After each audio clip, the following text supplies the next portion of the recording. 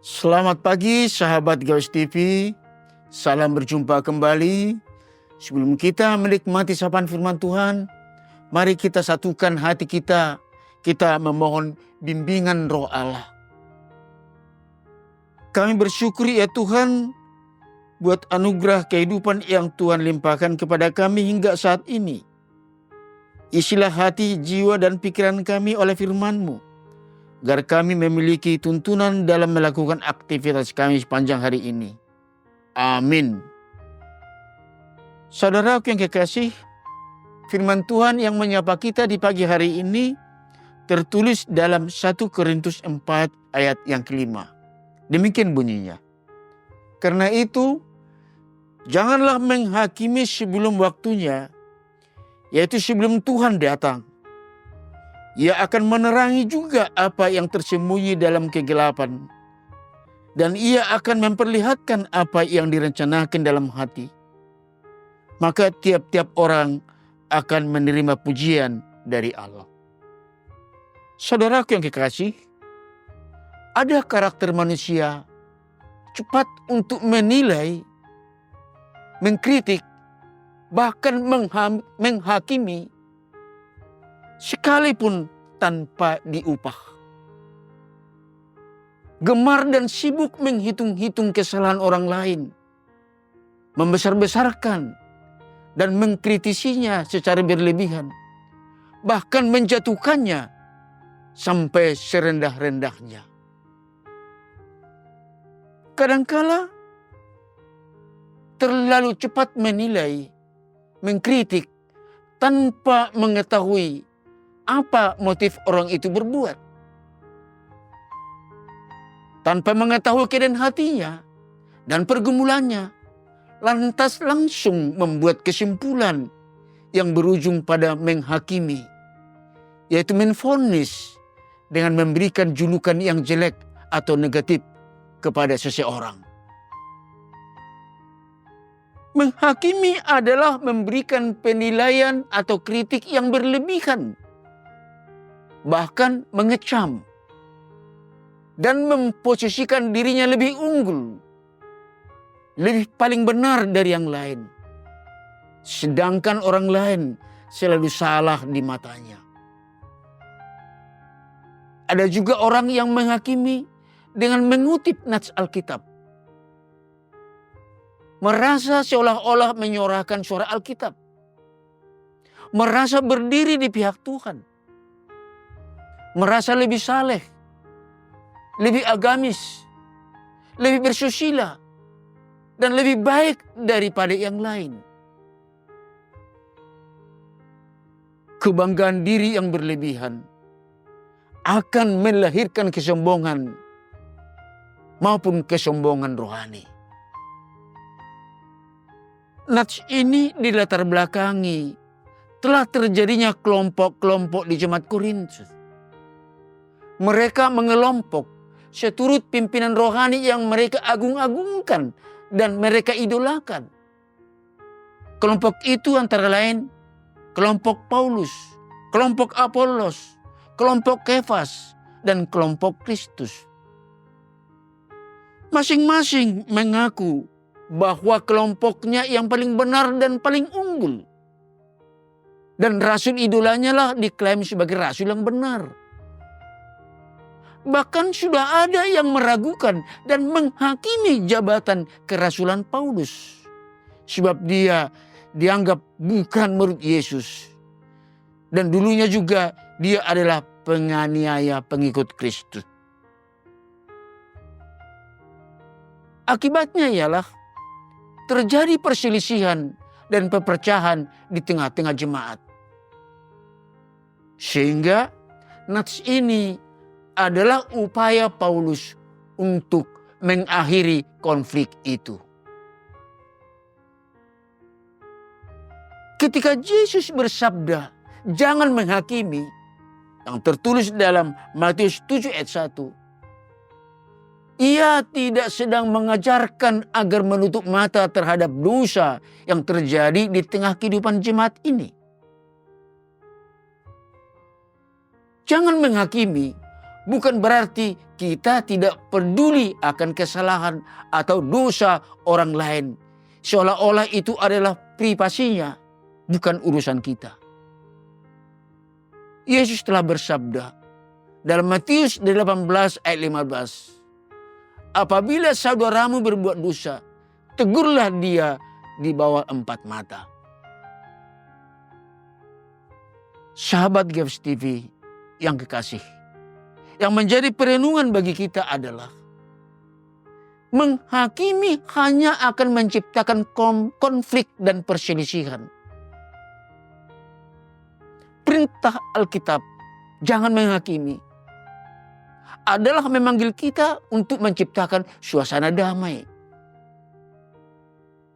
Jangan menghakimi, berarti juga jangan tempatkan dirimu lebih tinggi, lebih hebat, lebih baik dari sesamamu. Ucapkanlah kata-kata yang membuat dia senang, gembira, dan bersemangat. Bukan yang membuat dia berkecil hati, tersudut, dan patah hati. Ada kata bijak yang berkata, tongkat dan batu dapat mematahkan tulang, tetapi perkataan yang merendahkan dan menghina dapat mematahkan hati. Tidak perlu merendahkan atau meledek, menghina orang lain hanya untuk mengatakan aku lebih unggul. Untuk mengatakan sang idola saya yang pantas dan pintar. Tidak perlu menjelek-jelekkan atau merendahkan idola orang lain.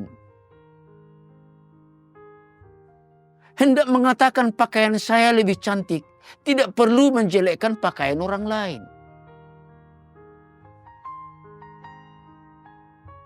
Penghakiman hanya milik Tuhan dan otoritas Tuhan. Oleh sebab itu, jangan mengambil alih wewenang Tuhan. Waktunya akan tiba saat kedatangan Kristus sang hakim yang adil. Itulah saatnya semua orang dihadapkan di penghakiman terakhir. Dan setiap orang akan menerima pujian dari Tuhan. Sekarang adalah zaman anugerah. Sebagai pengikut Kristus, kita terpanggil untuk mengasihi dan pembawa damai, bukan untuk mengecam atau menghakimi. Firman Tuhan dalam Matius 5 ayat 9 berbunyi, berbahagialah pembawa damai karena mereka disebut anak-anak Allah. Amin. Mari kita berdoa.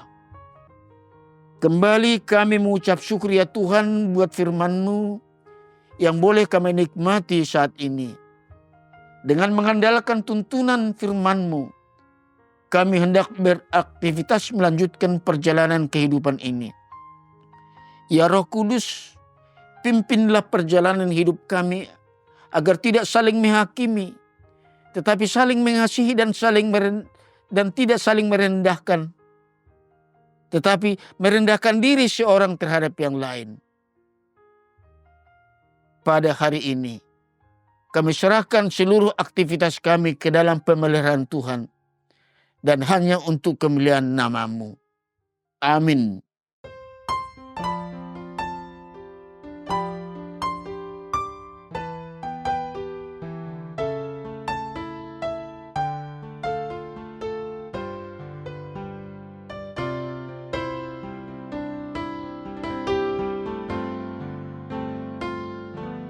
Selidiki aku, lihat hatiku, apakah ku sungguh mengasihimu, Yesus, Kau yang Maha Tahu dan menilai hidupku, tak ada yang tersembunyi bagimu. Telah kulihat kebaikan-Mu yang tak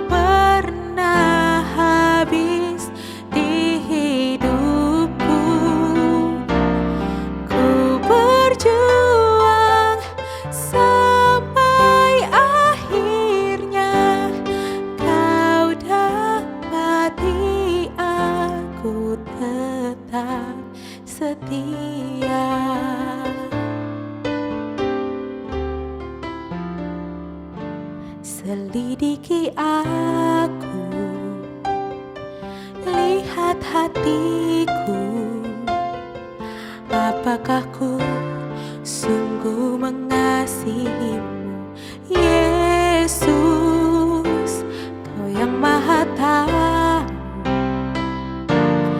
dan menilai hidupku. Tak ada yang tersembunyi bagimu. Telah kulihat kebaikanmu yang tak pernah habis di hidupku. Ku berjuang sampai akhirnya Kau dapati aku tetap setia. Kau dapati aku tetap setia. Kau dapati aku tetap setia.